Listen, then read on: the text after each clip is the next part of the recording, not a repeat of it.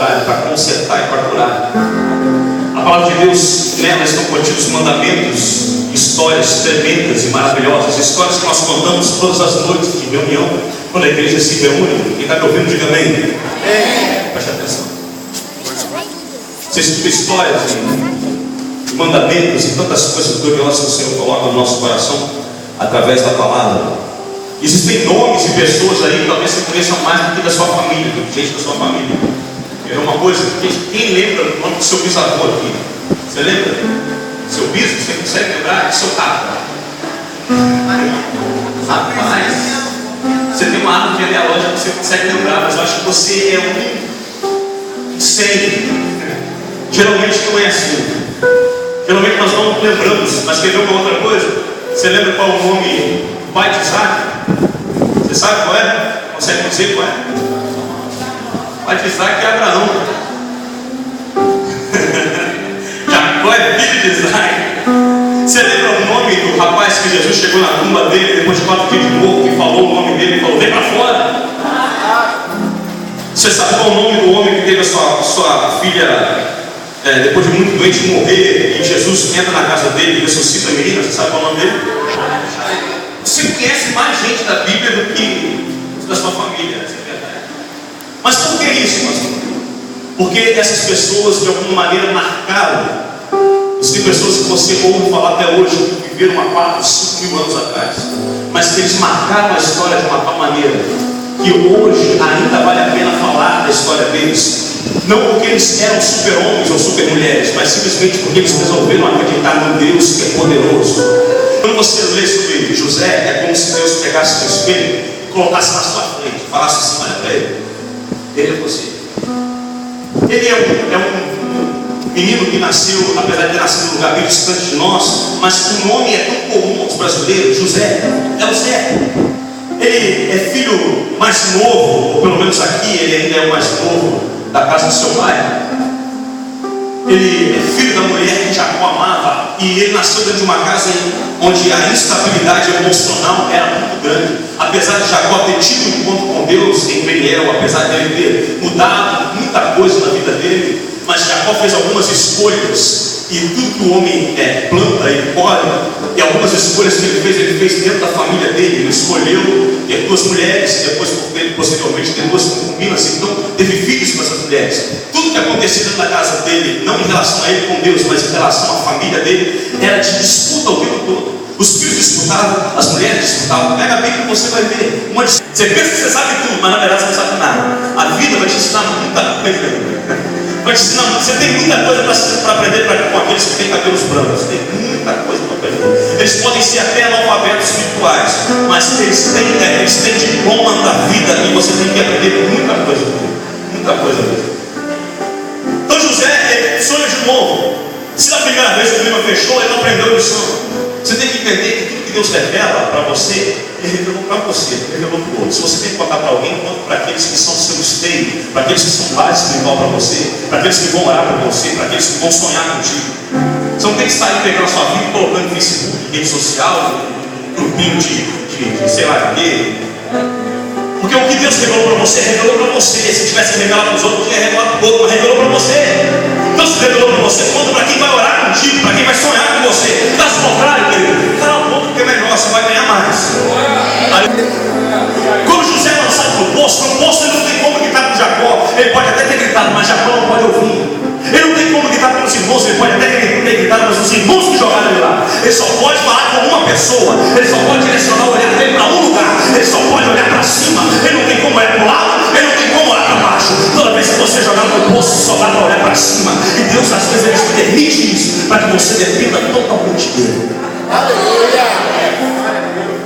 Deuteronômio 32, do verso 10 ao verso 12, Deus diz assim: assim como a águia cuida dos seus filhotes, eu cuido dos meus filhos. Assim como a águia sacode o seu ninho e adeja ao seu ninho, eu faço isso também. Eu não sei se você já ouviu falar sobre a águia, eu vou ser bem sucinto. Mas a águia é uma ave esplendorosa, com as asas abertas, ela mede 3 metros de cada lado. Ela voa e voa muito alto. Com a águia não tem tempo ruim. O céu está de brigadeiro, ela paira sobre as alturas. O tempo está fechado, tempestades, relâmpagos, ela voa acima das nuvens tempestuosas. Com ela não tem tempo ruim. A águia tem uma visão visão tremenda, 10 quilômetros de distância da terra, ela enxerga uma formiga. A águia não se relaciona com qualquer outra ave, ela só se relaciona com quem tem a mesma visão que ela, com quem voa tão alto quanto ela. A águia não se relaciona com galinha, a águia só se relaciona com a águia. Quando você chegar em casa, você vai entender. A águia só tem relacionamento com a águia. E quando ela vai fazer o seu ninho, ela busca galhos e espinhos para fazer o ninho. Ela mata um animal e ela coloca a pele do animal sobre os espinhos. A águia nunca mata sem propósito, ela sempre vai caçar com um propósito. Ela não é como o gavião mata por prazer. Ela vai fazer sempre com um propósito que ela vai fazer. Então ela pega os galhos e ela coloca as pontiagudas para fora do ninho. Por quê? Porque mesmo ela fazendo o seu ninho em lugares altos, mesmo em lugares altos ainda tem lobos, tem chacais e leões, e eles podem se aproximar. E Deus diz: assim como a águia protege o seu ninho, eu protejo você. O diabo não se aproxima de você, ele não te toca contra o meu povo. Não vale acampamento. Ou ele aprende a voar, ou ele aprende a voar, mas ele só tem essa opção. Ele não tem como voltar para o ninho, porque o ninho não oferece mais aquilo que ele quer, e na cabeça dele ele está dizendo: mamãe águia não me quer lá mais. Não, quando ele está nessa mente de águia, pensando o que ele vai fazer, a mãe águia chega e dá uma patada santa nele e joga ele lá embaixo. Desfiladeira abaixo, penhasco abaixo. No que ele cai, ele sente a natureza dele chamando ele. O que ele faz? De repente ele começa a bater as asas. A mãe águia está vindo. Ele começa a bater as asas e ele descobre que ele pode voar. Ele descobre que ele pode voar. Ele descobre que ele pode fazer. Então ele começa a voar. Ele começa a voar meio sem jeito, meio sem como, não aprendeu direito. Amanhã ele vendo que ele vai se esborrachar no chão, porque ele não voou direito ainda. Ela desce, pega nas asas e leva ele acima do lugar onde ele nasceu e joga ele lá de cima de novo. Esse treinamento dura dias até o filhote aprender a voar. Deixa eu te dizer uma coisa: você nasceu para as alturas, você não nasceu para ficar atrofiado, você nasceu para ser desenvolvido. Deus te fez de propósito e com propósito. Se for preciso, ele sacudir você, ele vai sacudir. Pega na mão do seu irmão aí para ele não dormir. Diga para ele: tudo tem um treinamento de Deus. Tudo tem um treinamento de Deus. Você tem que confiar que o Deus que te treina te capacita para vencer. E eles escutam o tilintar de moedas. Os irmãos estão negociando lá de fora. Eles vendem ele. Vendem por 20 moedas de prata. Você continua lendo, eu tenho que ser bem rápido o texto. Em 2 capítulos, o 38, 37 conta essa história, o 38 conta a história de Judá e Tamar. No 39, José aparece na casa de Potifar. Em 5 minutos você lê isso. 5, você fala assim: uau, o cara estava lascado e agora ele é só mordomo do general de Faraó. Só que isso leva de 1 a 2 anos para acontecer. O tempo da espera é um negócio terrível. O tempo da espera traz agonia. Quando você está vivendo momentos assim, parece um monte de gente para te dar receita do que você tem que fazer. Olha, faz assim, vai para esse caminho assim. Mas quem está vivendo, ele sabe. Quem está passando, ele sabe. Quem está passando, e quando você está passando por momentos assim, o tempo parece que trava.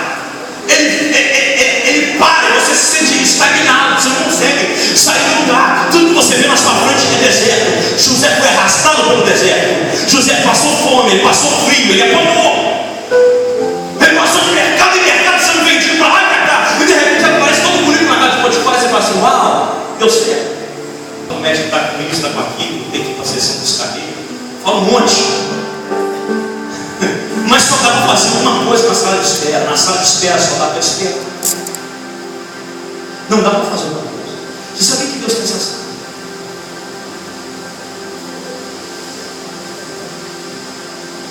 Não tem como correr dela. Não é que ele não vai te atender, ele vai atender. Não é que ele não está te ouvindo, ele está te ouvindo. Mas você vai ter que esperar. Toda tribulação produz a paciência, e a paciência produz a perseverança, e a perseverança produz a experiência.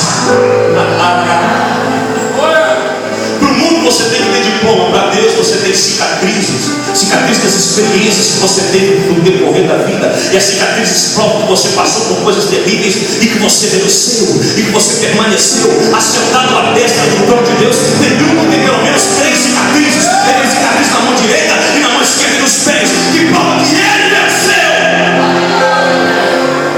Tem hora que você vai ter que esperar. esperar.